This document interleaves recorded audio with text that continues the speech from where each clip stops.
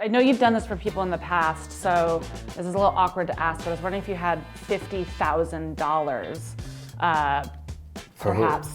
I can't really tell you exactly. Well, you got to give me an inclination. There's like a situation with this girl I met in Italy. She's great. You would love her. And what do I get out of it? If there's anyone you want me to smooth anything over with, I'm really, really personable.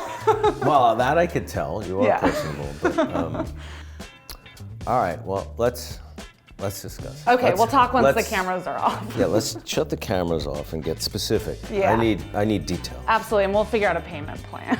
We'll figure out a schedule.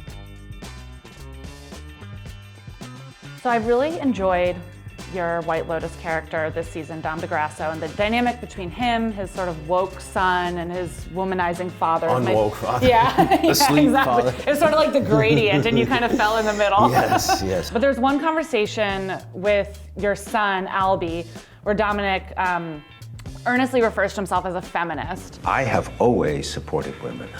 I've always promoted women. I'm a feminist. What do you think it would take for someone like Dom to push past that praise and dig deeper into re-examining his understanding of feminism? Or is it like a lost cause? The problem very often is I think people are afraid to ask questions because they're embarrassed not to already have it all. I don't have everything figured out. Yeah. There's a lot of issues in society that I need to learn more about. It's not like all of a sudden one day we all know what's right and how everything Yeah. should be and can speak about it. I think he just needs, starting with his wife, obviously, and then his daughter probably, but to really listen and let people be heard, let people be seen. Matthew in this book, along with other characters you've portrayed, Christopher Moltisanti, Dom DeGrasso, are all men with either no or questionable role models in their lives. And I was wondering if you've noticed this pattern throughout your career? You know, I never noticed that as a recurring thing, but it's really cool that you pointed that out. That's very observant of you, and I appreciate it. This book, I'll really speak to the book. The story really became about the kid loses his two important male role models at the beginning of the story, his grandfather and father, in a very short amount of time. And his new role model becomes this guy who's really kind of insane.